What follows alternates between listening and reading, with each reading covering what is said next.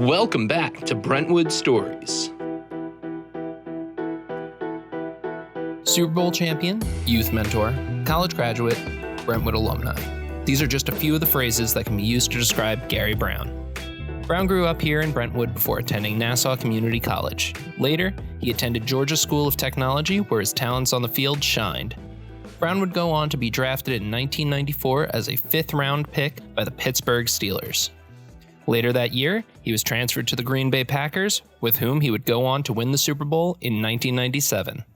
Today, Brown is an author, a mentor to risk youth, and an inspiration. Thank you, Gary, for coming and meeting with us today. Let's start off. In your own words, tell the listeners, who's Gary Brown? Who is Gary Brown? I would say a replica or a product of my parents, not because they birthed me, but the way they raised me. I'm a man of integrity. I try and mean what I say and say what I mean. I'm a person who looks to get and give the same respect to others. And I'm a person who likes to make everything around me a little bit better, or leave it a little better than I found it, in a nutshell. All right. So you talked about your parents, but you also grew up in Brentwood. So what would you say that shaped your life? Brentwood. A lot of people, a lot of the media, a lot of bad news from Brentwood. I'm very proud that I come from Brentwood.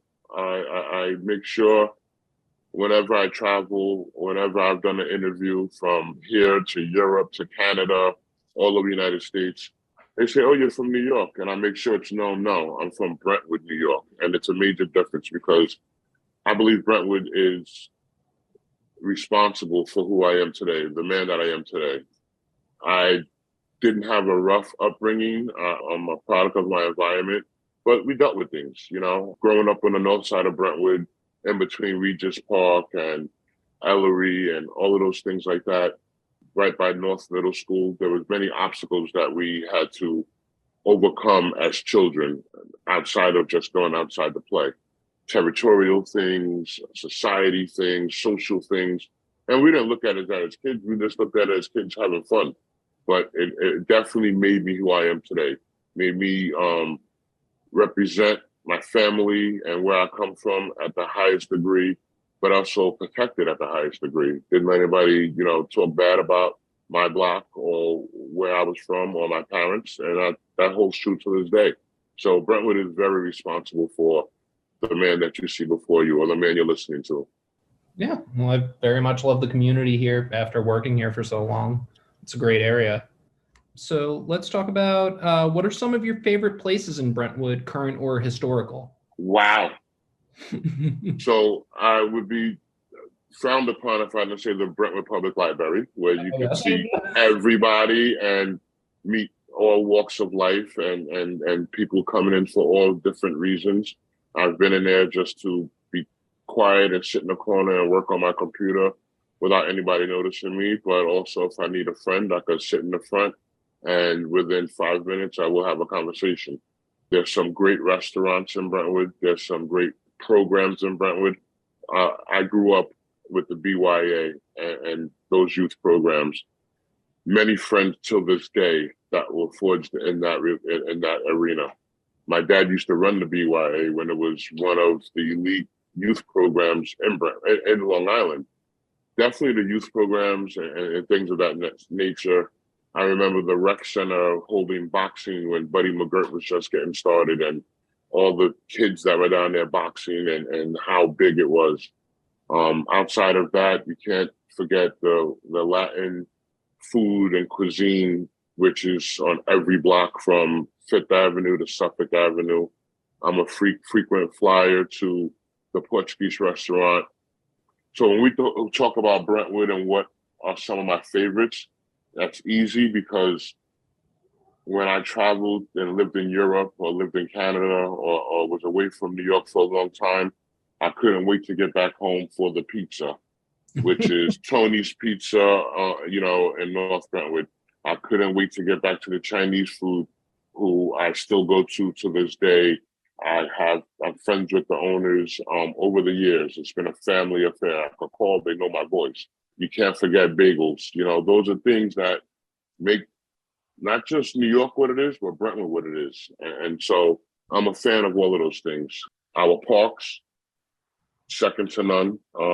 We used to go outside as kids and they say, go play, with what, but we had the seesaws and the merry-go-rounds and the slides, and that was our playground. And we played with it until we couldn't fit on it anymore.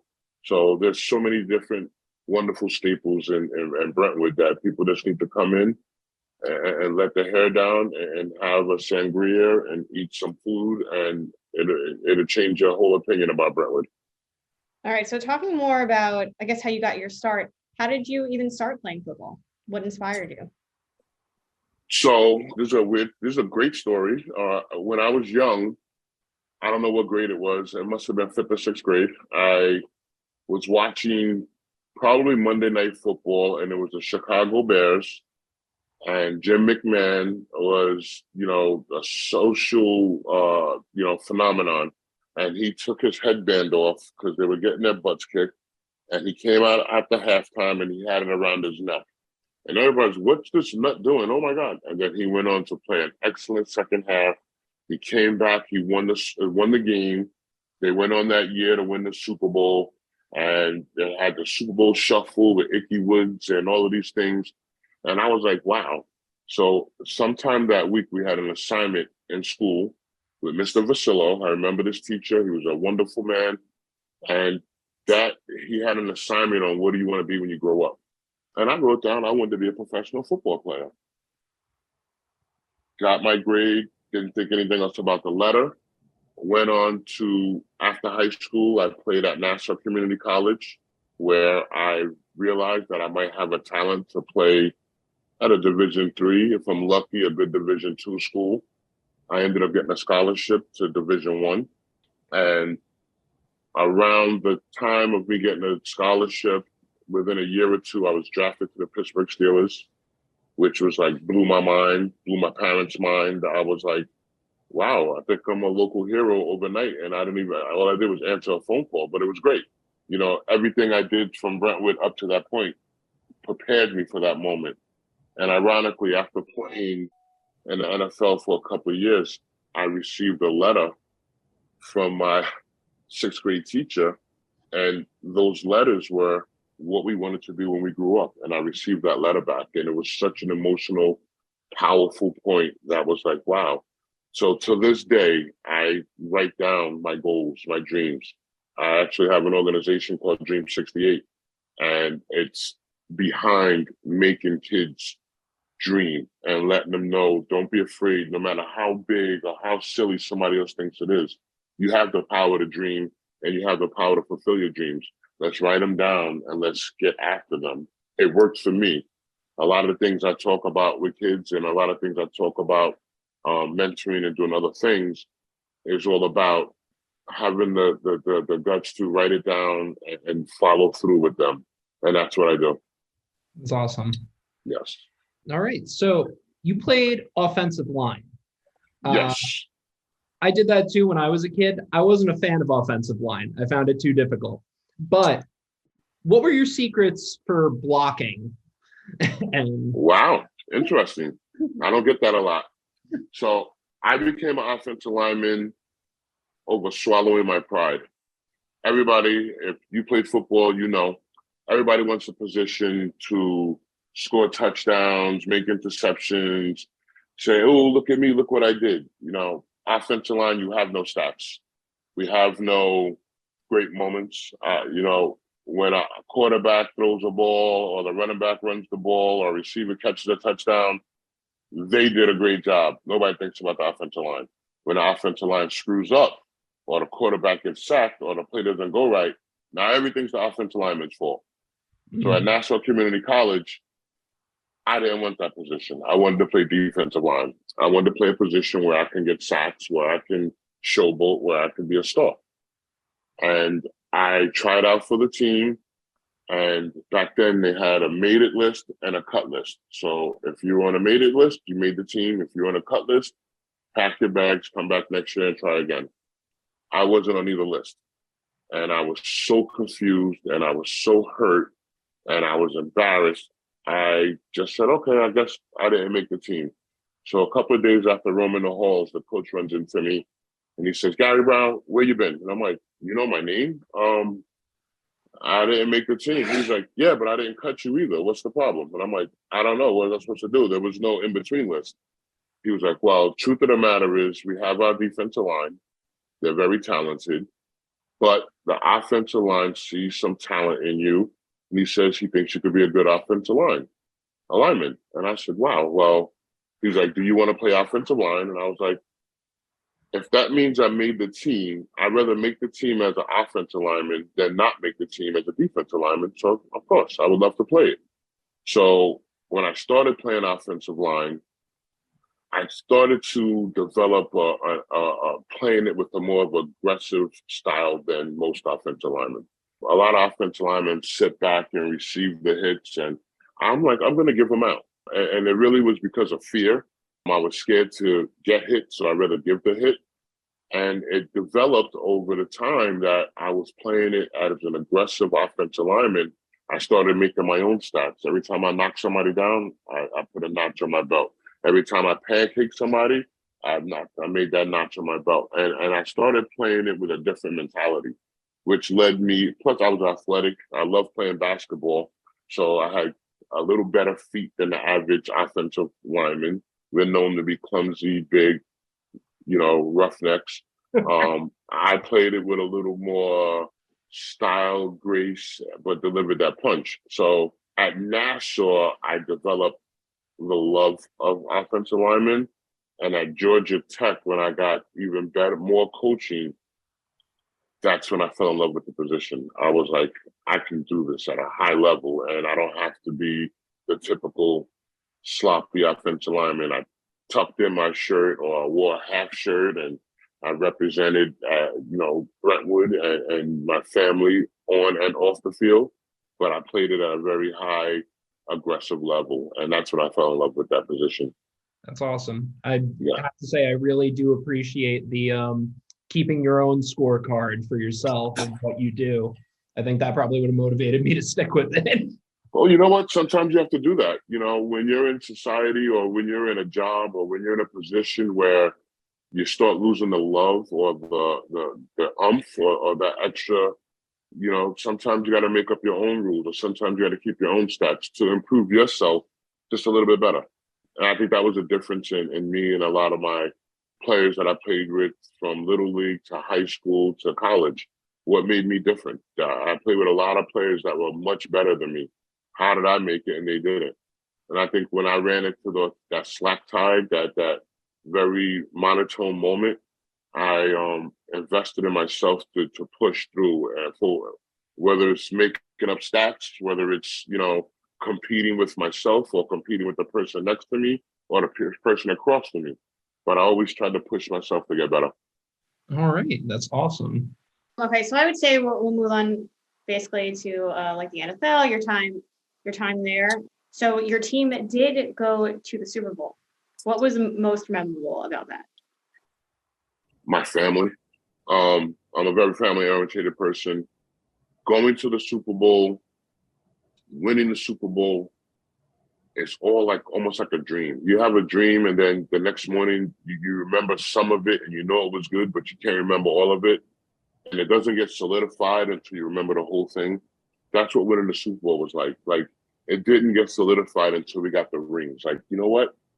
I was probably on the way back from New Orleans where we wanted to play the Super Bowl. And it wasn't until we landed and got into these buses with no windows and had to drive around the city in probably 20-degree weather, freezing, because we just came from New Orleans where it was hot at. And now we're in there with sweaters on, but the city was filled with people in the streets cheering for hours. And it was like, wow, we really won a Super Bowl. And knowing it within a team is one thing, but then expressing it with your fans and the people that love you, there's nothing like it. Between that and my family actually being there. So, we all get tickets for the game when you go, 10, 20 tickets, whatever it was. And I gave my family the option. I said I could bring some of the family, and everybody else is going to have to stay and we're going to have to pick and choose who goes. Or I could bring everybody in the family and have my father and my brother and my cousin that I know are going to really appreciate being at the game go. So they were like, let's everybody go. And so I sold all those tickets so that I could bring my whole family there. And we got an entertainment room with televisions and food, and they watched it there. And my brother, my father, and my cousin went to the game, who really appreciated it. And then after the Super Bowl was over, I went back to them and we had a party. That's awesome. Yeah. All right. So you've talked about how you always like looked forward coming back to Brentwood, being able to go to the places you wanted to go to. But how was it playing outside of the country when you played for Barcelona in Canada? And what's different about playing in other countries? Another great question. So I didn't know what I was in for going to Barcelona or Canada. I did it because of my love of the sport. The worst thing you can do is have something you love so much come to an end. So at the end of my NFL career, I was trying to hold on to any bit I could. So my first time going to Barcelona was to prove that my knee was healthy enough to play at a high level. And I went with that mental mentality, like I shouldn't be here. So I didn't enjoy it as much because I was kind of bitter that I had to step down before I could step back up, which led me back to going to the 49ers, so it played its role. But then when I realized the harsh reality that my NFL career was over, it was like, do I hang up my cleats and go home really bitter? Or do I allow myself the opportunity to play a sport that I actually love to do? And Barcelona was giving me the opportunity. So I went back with a total different mentality.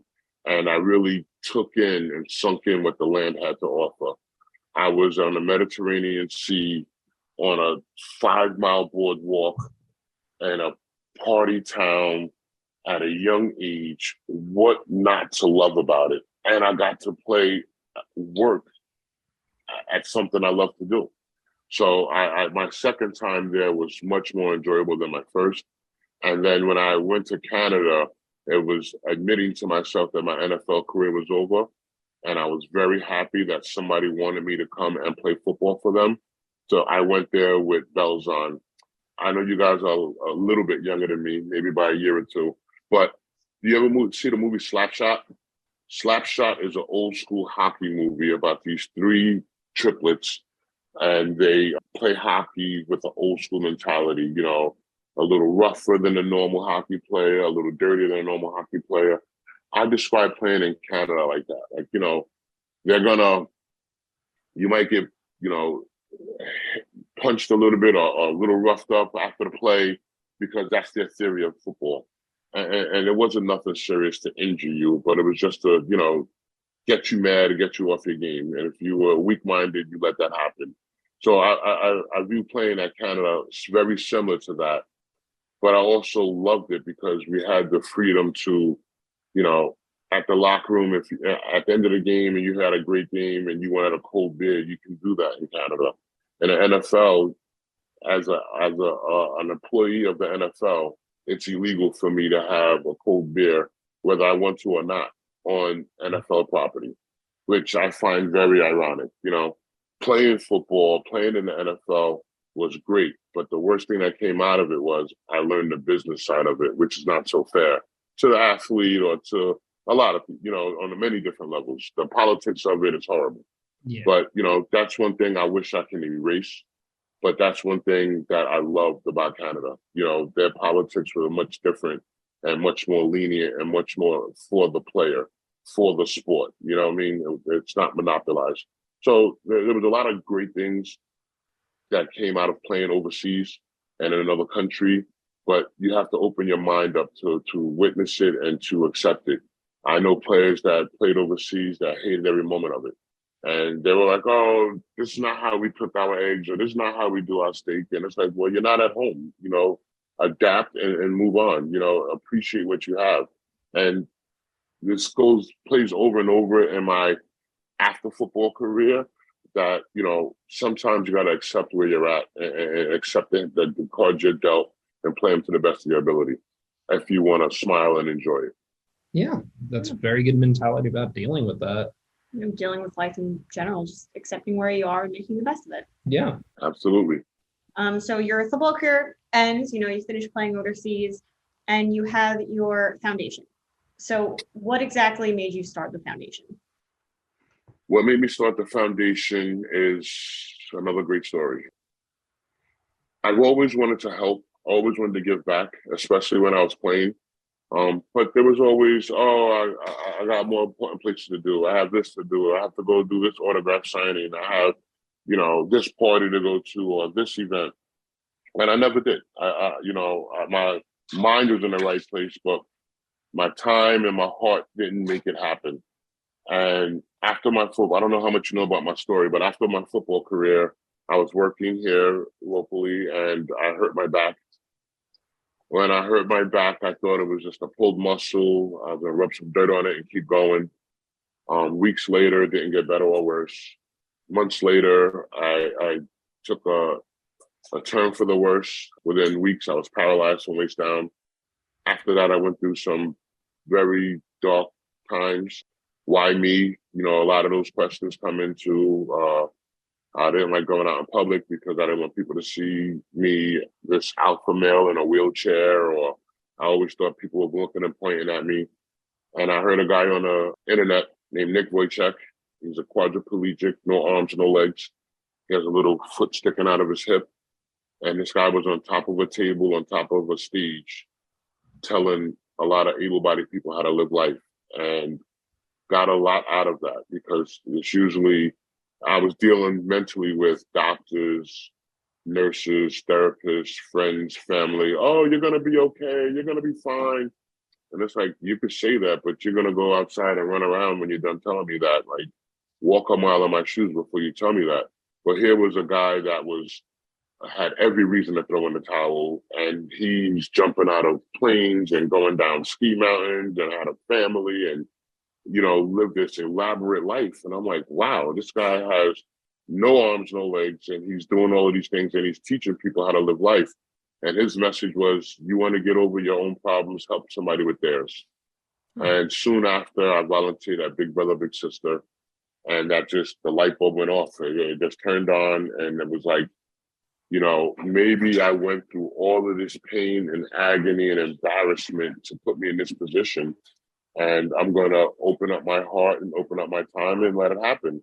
And the day I volunteered, things just turned around for me. My things, the sun got a little brighter, my thoughts got a little clearer, my future got a little bit better, and things just moved on from there. And doing that, I wanted to learn more about nonprofits and organizations. I started volunteering with the Red Cross, where I met Celia. I'm on the Guide Dog Foundation board. I do volunteering with the Red Cross, plus I'm on the board. I do work with an amazing organization called Play for Your Freedom that deals with veterans. And that giving back felt so good. And it gave me a purpose than feeling sorry for myself. And then came, Dream 68, which is a nonprofit that I started that's geared towards helping people dream, helping kids dream. And it's therapy for me. So, when I was in a very dark place, it gave me that outlet and things just got brighter and brighter. So I use it as my therapy. And as long as I keep doing that work, I have good days, I have bad days, but I keep doing it and I don't let it stop me. So that's what led me there. Awesome.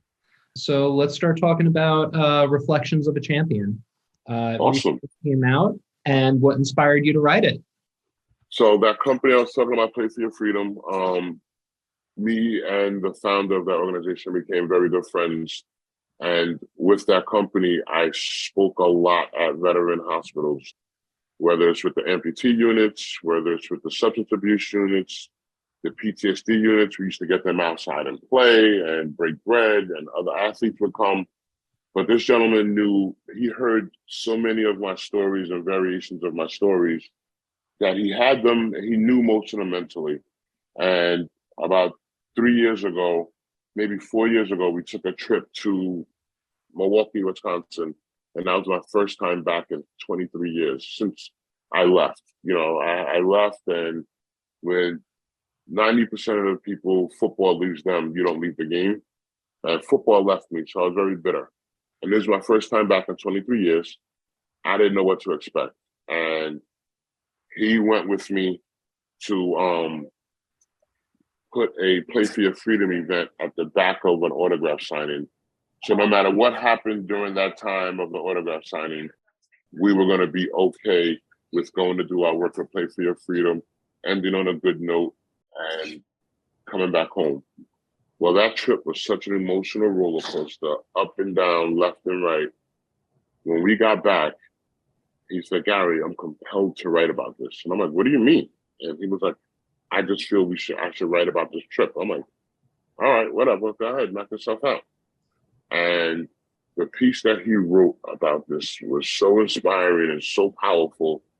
I'm like, wow, I'm like, I want to save this forever. I want to put this in a book form, get it printed, a hardcover, and I want to put it in my thing. He was like, "Well, wait, let's keep going and let me write about what I know about your stories.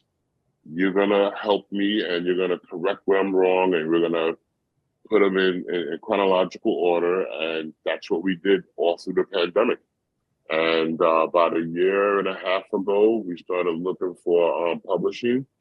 We signed with Page Publishing maybe in November, December, and now we have our product in hand. All right. It's a wonderful book. It talks a lot about what we just spoke about, but more detail, from growing up in Brentwood to the challenges I faced playing at National Community College, Georgia Tech, being drafted by the Pittsburgh Steelers, the ups and downs of the NFL, and being left from one team and going to another, all the way to our present day right now. It's a book that's all meat and potatoes. There's no fluff. It's made for anybody from a young teen to elderly veteran, or anybody in between. As you walk this earth, everybody goes through things mentally, physically, emotionally. This book puts things in perspective for anybody. Other than at the library, where can people find your book? You can find Reflections of a Champion on Amazon, Barnes & Nobles. It's going to be on the digital form. Will be coming out in maybe a week or two. It's going to be on all platforms everywhere. Once I haven't started marketing yet, but the marketing is going to be everywhere. Put it this way: if you're anywhere in the area, you won't be able to hide from it. It's going to hit you in the face someplace or another. All righty. All right, so I think we only have one final question for you, and that would be, when people look back at your legacy after they read your book, how do you want them to remember you? I want them to remember me as I made things better. No matter what it was, how small or how big. I don't want to be remembered as a thorn. I don't want to be remembered in a negative way. I think when you play football, you're called by your last name your whole life. Brown, go over here. Brown, do this. Brown, do that. Now, after football, I want Brown, especially G Brown, I want that to mean something positive. I want to be known as somebody contributing to the society to make it better, especially in these day and age where, no matter which side you sit on, up, down, left, right, there's always finger pointing, there's always name calling, there's always, they did it. I'm not that guy. I just want people to look at me and be like, you know what? You can say what you want to say about Gary. He made things better. And if that's if my final days and people remember me like that, I'll be a happy man. Well, thank you very much for meeting with us. We're very much looking forward to getting our copy in of Reflections of a Champion. I'm definitely Yes, sir. Check it out immediately. Oh, I'm next. All right. And it was great talking with you. Thank you guys so much. Thank you for the opportunity.